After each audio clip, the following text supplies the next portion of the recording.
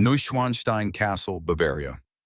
The wedding of the year. 500 guests, white roses everywhere. A dress costing $50,000.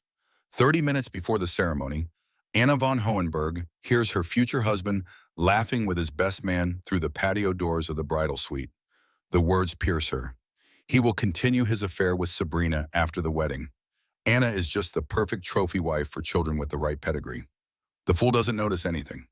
Anna looks in the mirror. She could cancel everything, run away, cry. Instead, she takes her cell phone and writes a single message. She starts Plan B. She adjusts her veil and walks out beaming. The wedding will take place exactly as planned, but it will not be the wedding Maximilian Richter expects. It will be the most spectacular revenge Bavaria has ever seen, broadcast in front of 500 witnesses. Anna von Hohenberg looked at herself in the gold-framed mirror of the bridal set at Neuenstein Castle, wrapped in $50,000 of hand-sewn lace from Escada. 12 embroiderers had worked on this masterpiece for 3 months, sewing on 1,200 freshwater pearls individually, 7 meters of the purest silk for the train, and a corset that seemed to have been sculpted for her body. Every detail embodied the perfection she had always portrayed. 28 years of first-class education, naturally blonde hair with a honey tone that no dye could ever replicate, a law degree from Ludwig Maximilian University with summa cum laude, fluent in 4 languages, concert-level piano playing. She was the last direct descendant of the von Hohenbergs of Regensburg, a family that looked back on 800 years of history. 2 imperial counts, 3 bishops, a field marshal under Emperor Franz Joseph, and a 16th century castle that was falling into disrepair but still impressed tourists. The nobility was there, only the money to maintain it was lacking, and that's where the Richters came in. Outside in the castle gardens transformed into a paradise, guests from German and international high society waited.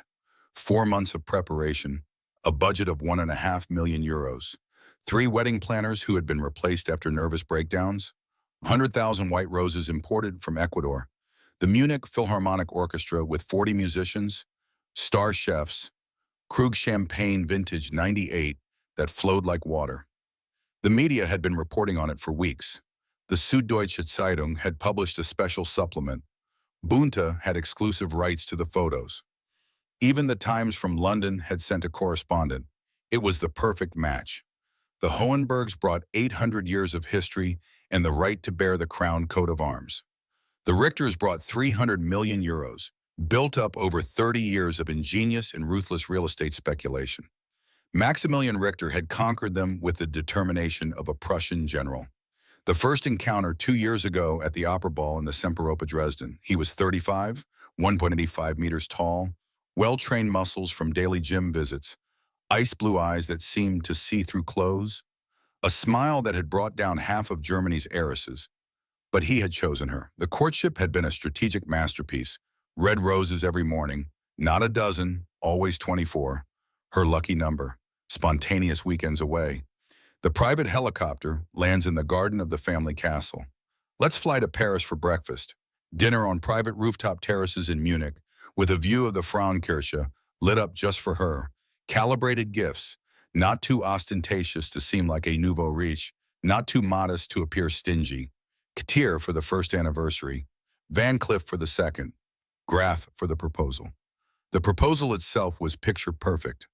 The Zugspitze closed just for them, a string quartet playing Schubert, her favorite composer, candles everywhere, and him on his knees with a $200,000 6-carat emerald-cut solitaire surrounded by diamonds. "Anna, make me the happiest man in the world."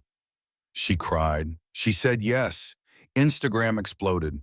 300,000 likes in an hour.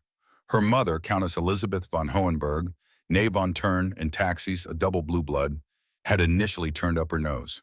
"Darling," she called him, never by name, in a tone that suggested Maximilian was a tasteful but not antique piece of furniture. But when the family lawyer explained the financial situation, the castle cost $200,000 a year just in maintenance, tax debts, and hidden debts of the late count. Elizabeth capitulated. Better a rich and vulgar son-in-law than bankruptcy and scandal. The wedding was controlled chaos. It was orchestrated by Franziska von Bergmann, the star wedding planner who had organized weddings for soccer stars, actors, and even a Saudi prince. A 50-year-old woman who always seemed to be on the verge of a nervous breakdown, always with a headset in her ear and two cell phones in her hands, barking orders in 3 languages to an army of frightened assistants. The bridesmaids were a bouquet of selected beauties. Maximilian's 2 sisters, Victoria and Caroline, hydrogen blonde and surgically enhanced, as if they had come from a reality show. Anna's cousins, Benedictor and Constanzo, true aristocrats with the bored expression of those who have seen it all. And the inevitable American friend Jennifer, daughter of the ambassador, who provided the international touch. The photographer was none other than Mario Testino himself, flown in from New York for $30,000 for half a day.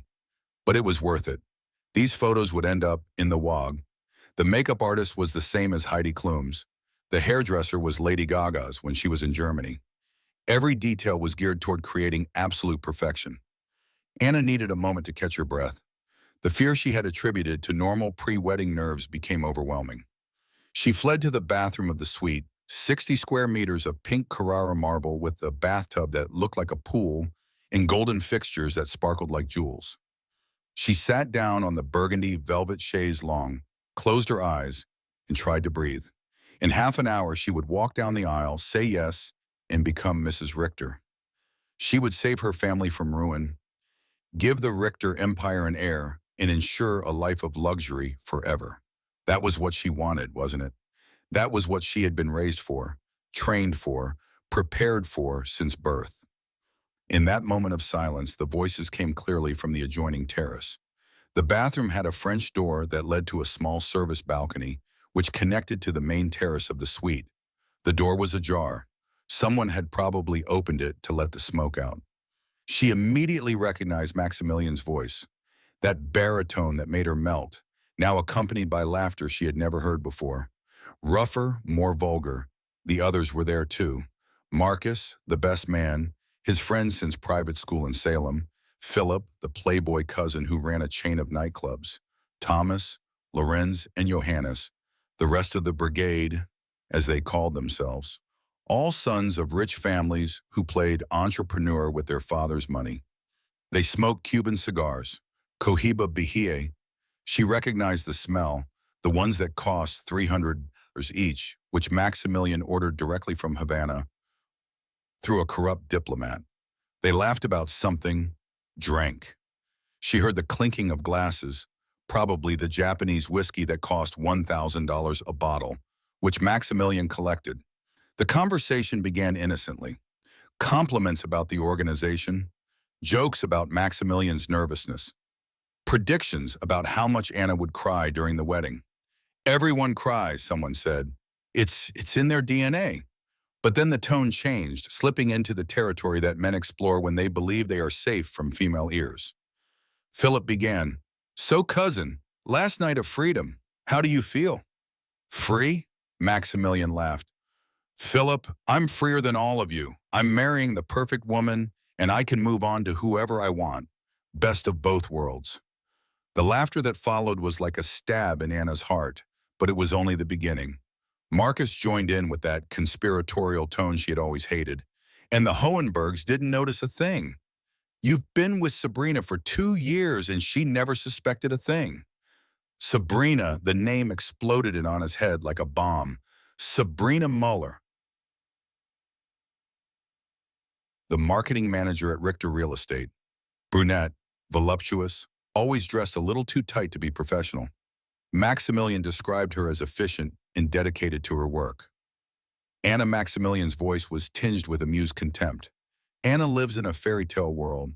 She still believes in princes, in eternal love, in all the crap the nuns taught her.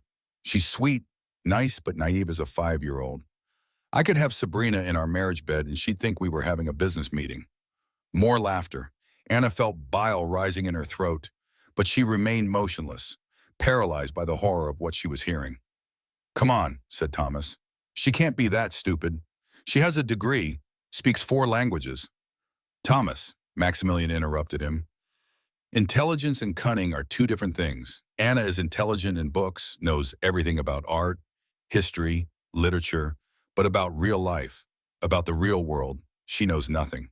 She grew up in a crystal bubble. She thinks everyone is as honest as she is, that the world works according to the rules she was taught.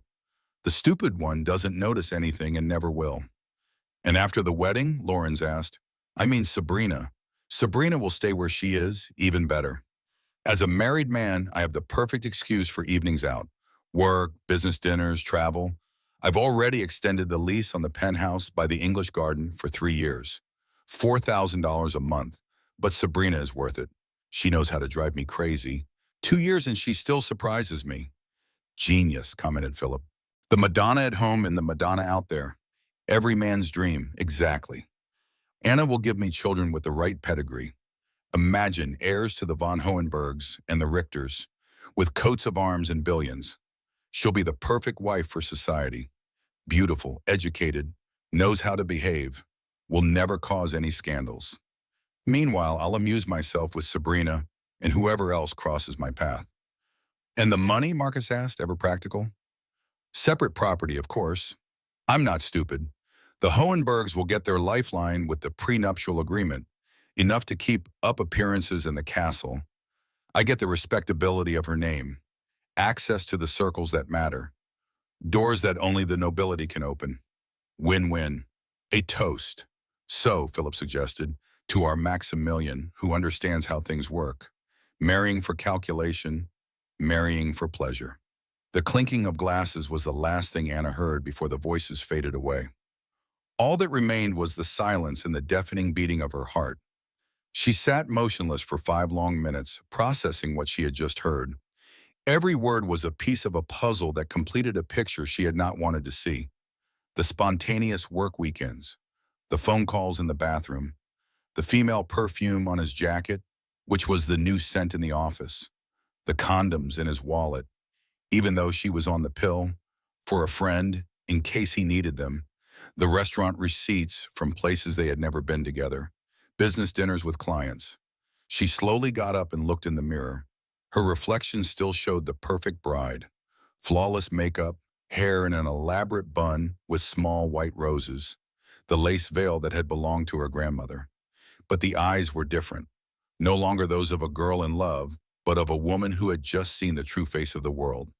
She took the cell phone out of the Judith Lieberklatsch case studded with Mitrowski crystals, a gift from Maximilian for her bachelorette party. She opened WhatsApp and found the contact saved as Plan B. Ludwiger, her second cousin, 35 years old. Like this story, give it a like, and subscribe to the channel. Now let's continue with the video. A tough divorce lawyer, the only one who had always had doubts about Maximilian. He's too perfect, she had said at a family dinner. Men like that always have something to hide. Anna had laughed, accusing her of cynicism, but Ludwiger had insisted. Let me prepare something, just in case. An emergency exit. Every woman should have one. To do her a favor, Anna had agreed. Ludwiger had hacked Maximilian's cell phone. I have a friend who does that kind of thing. She had gathered information and prepared documents. Everything is ready, she had said a week earlier. All you have to do is send me a message and Plan B will start. Anna typed 3 words. Start Plan B. The reply came in 10 seconds. Are you sure? Never been more sure. Enjoy the show. It's going to be epic. Anna put the cell phone back in her purse. She stepped away to the mirror, reapplied her lipstick, blood-red Chanel Rouge Allure, ironically called Revenge. She straightened a stubborn strand of hair, smoothed her dress, adjusted her veil. When she opened the bathroom door, her smile was the brightest she had ever shown and the most dangerous. The fairy tale girl had died in that marble bathroom. In her place stood a woman who was about to give Bavaria the show of the century. The next 30 minutes were a masterpiece of self-control. Anna moved between bridesmaids and photographers as always, perfectly in her role as the radiant bride, while her brain worked out the systematic destruction of Maximilian Richter. Ludwiga's Plan B, prepared out of professional paranoia, proved providential. She now thought back to 2 years of ignored signals, the spontaneous work weekends, the private phone calls, the female perfume on his jacket. Sabrina. Now the ghost had a name and probably a face. the brunette from the marketing department whom Maximilian always described as efficient. Her mother, Countess Elizabeth, entered the suite in a sky blue Chanel suit that cost as much as an average annual salary. The aristocrat had invested everything in this wedding, not only financially but also socially. The revival of the Hohenbergs in society depended on this connection. Count Franz von Hohenberg waited in the anteroom, impeccable in his tailcoat, which he had worn at weddings for 3 generations. Years old, years of family history on his shoulders, and a bank account that could no longer bear the weight of the name. When he offered his arm to his daughter, Anna squeezed it tighter than necessary and whispered words that confused him, but which he would soon understand. The wedding march began. The doors opened onto the garden where 500 people stood up. Anna saw everything as if through glass. The Richters in the front row, already anticipating their final entry into the nobility, the cameras that had paid dearly for their exclusivity, and Maximilian at the altar, statuesque in his Amani tuxedo with that smile that now seemed like a victory grin to her. She walked slowly, counting 80 steps one by one. The afternoon sun in Bavaria created a dreamlike atmosphere among the centuries-old trees. Maximilian took her hand when she reached the altar and whispered how beautiful she was. She replied that he was too. And she wasn't lying. He was beautiful in his perfidy. Far Wagner, the old family priest, began the ceremony with his ancient voice.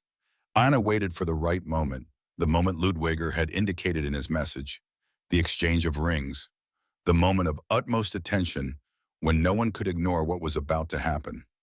Maximilian slipped the ring onto her finger and spoke the vows in a firm voice, promising eternal love with the same mouth that had planned the betrayal half an hour earlier.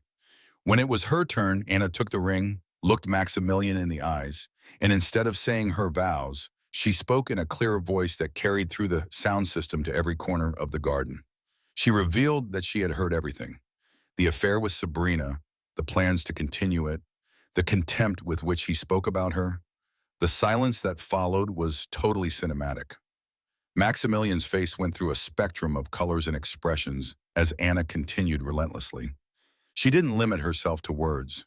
She took out her cell phone and played the recording. Maximilian's voice filled the garden through the loudspeaker system that Ludwiger had hacked.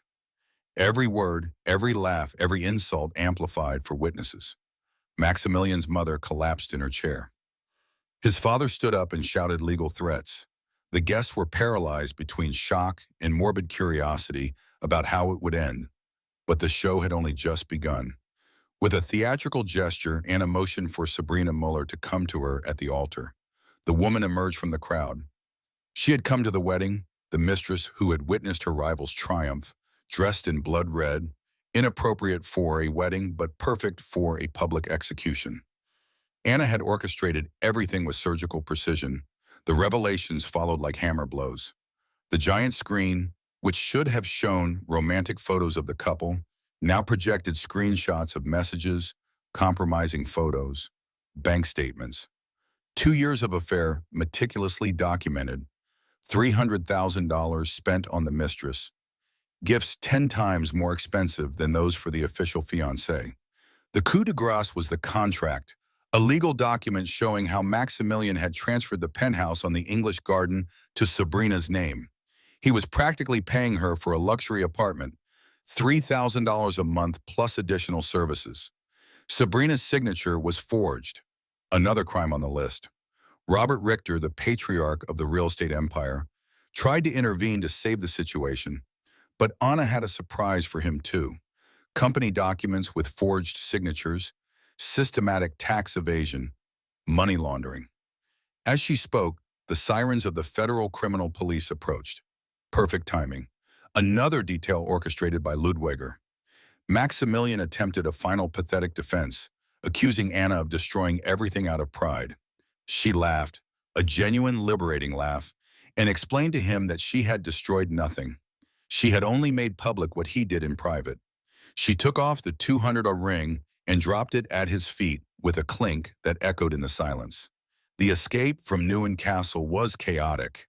The guests fled as if from a burning building, terrified by their connection to the scandal.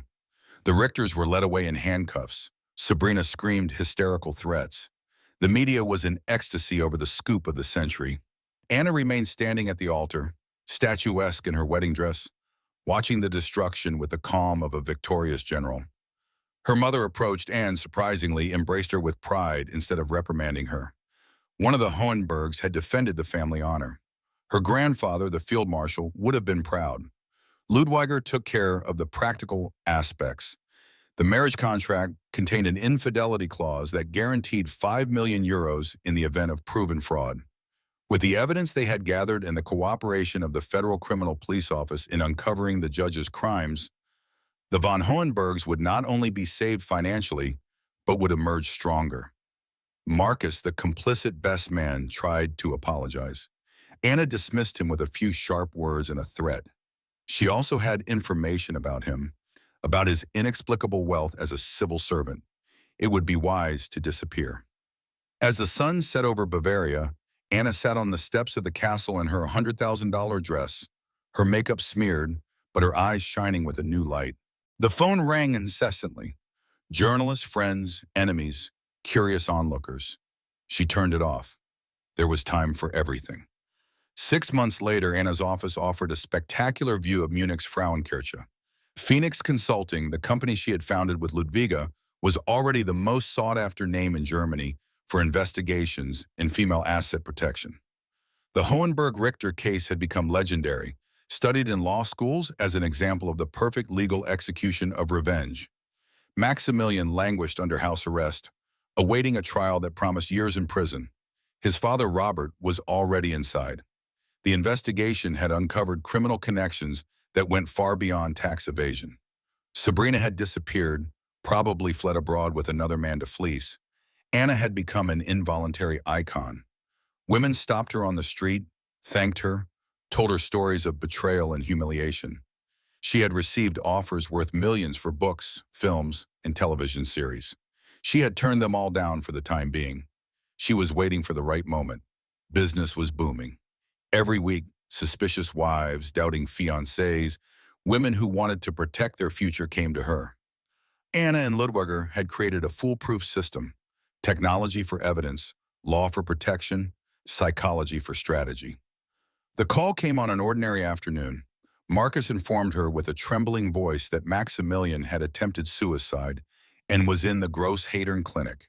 He had left a letter for her mentioning 20 million hidden in Switzerland, which he would hand over in exchange for one last meeting. Anna thought about it for exactly 3 seconds. 20 million was 20 million. And then there was a poetic symmetry in seeing him destroyed in person. The Großhadern clinic smelled of disinfectant and failure. Maximilian Richter was unrecognizable in the psychiatric ward. 6 months had turned the Greek god into a ghost. Gray hair, sunken face, the empty gaze of someone who had lost everything. The conversation was short and brutal. Maximilian handed over the documents for the Swiss accounts, authenticated by lawyers. He confessed that he had lost everything. His father had disowned him from prison. His mother had fled to France and pretended he didn't exist. His friends had vanished. Sabrina had aborted his child and sent him the hospital bill before disappearing with a Russian soccer player. He admitted with belated and useless clarity that Anna Manin had been right. He had been arrogant, convinced that he could possess everything. He even confessed, with the utmost irony, that it was only in destruction that he had understood that he truly loved her, in his own twisted and sick way. Anna felt no pity. She told him coldly that he could have simply loved her instead of cheating on her. It would have been easier for everyone. She took the documents and, before leaving, left him one last poison gift. He should do better next time he tried to kill himself. Ludwiger reproached her for her cruelty as they left. But Anna knew that what Maximilian had done was cruel. What she did was justice. Her mother's call came as they got into the car.